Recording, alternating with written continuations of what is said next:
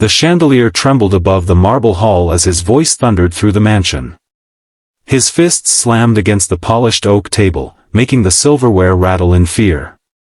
"No one shuts me up," roared Victor Hale, the millionaire whose word had been law in every boardroom, every deal, every corner of the empire he had built. His presence alone was enough to silence seasoned executives and bring politicians to heel.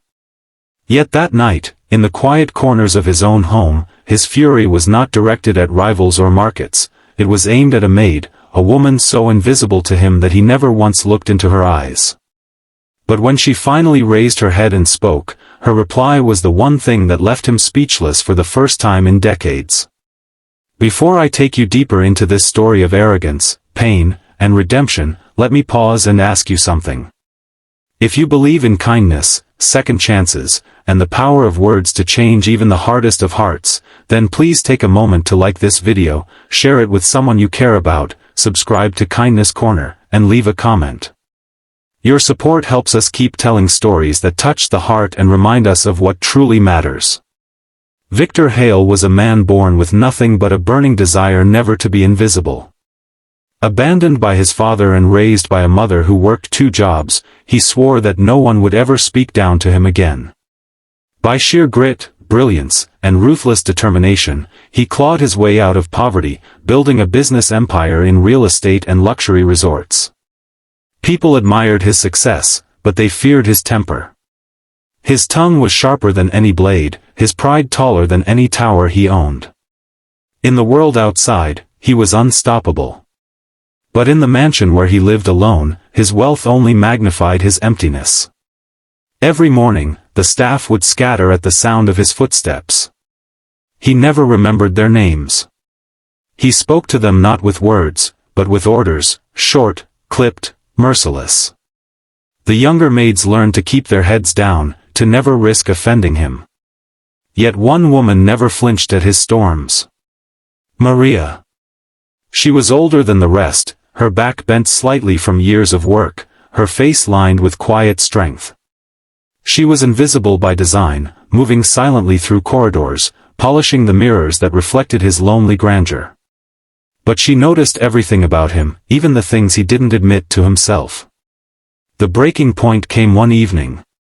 Victor had just returned from a disastrous business meeting where for the first time in years, he had been publicly challenged. His rivals had cornered him, investors doubted him, and cracks were beginning to show in the empire he thought unshakable. Rage followed him home like a shadow. When he entered the dining hall, he found Maria setting the table. She accidentally dropped a crystal glass, and it shattered against the floor, the sound cutting through his fraying nerves like a knife. He exploded.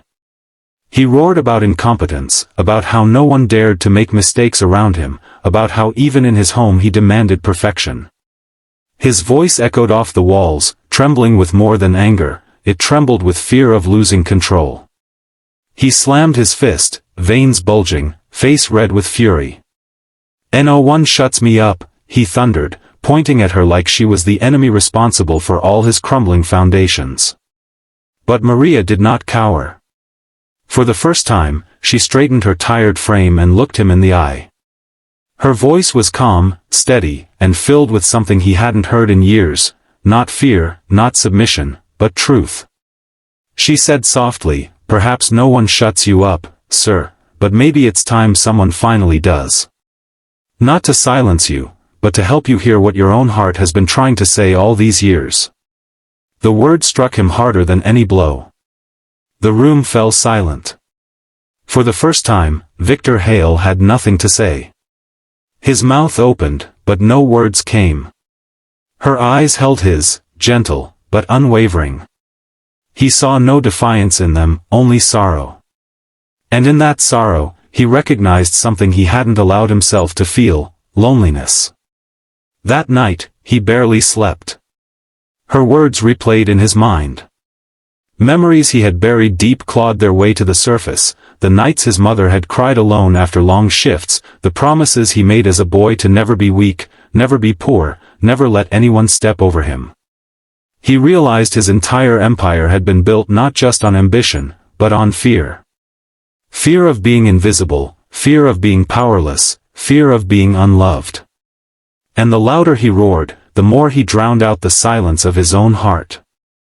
The following days brought small changes. He began noticing things he had never cared about, the weary hands of the gardeners, the tired eyes of the cooks, the soft humming of Maria as she polished the hall. He tried, awkwardly at first, to say, "Thank you." He stumbled over the words like a child learning to speak. The staff were stunned, but Maria simply nodded, as if she had expected nothing less. Weeks turned into months, and the mansion slowly warmed. He invited the staff to sit and share meals, something unimaginable before. He learned about their families, their struggles, their dreams. And in their stories, he found pieces of himself, reminders of the boy he once was before he wrapped his heart in steel. Maria, the maid who dared to shut him up, became his quiet guide. She never preached, never demanded, she simply listened, reminding him that power wasn't in silencing others, but in hearing them.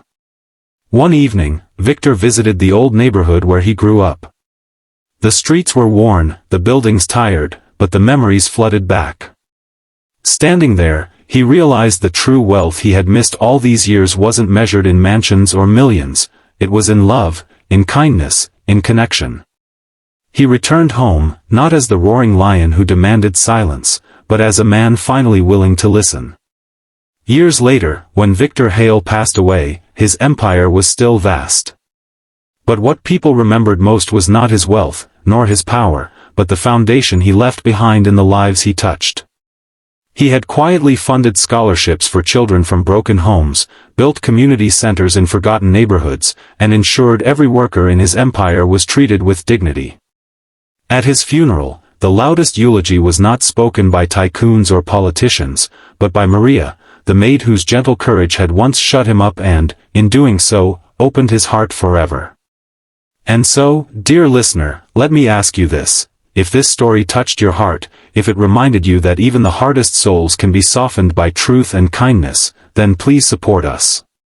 Like this video, share it with someone who needs hope, and subscribe to Kindness Corner. Your simple actions help spread light in a world that sometimes feels too dark. Finally, before we end, we'd love to hear from you. What do you believe is stronger, power, or kindness? Comment below and let us know your thoughts. Your words might inspire someone else today.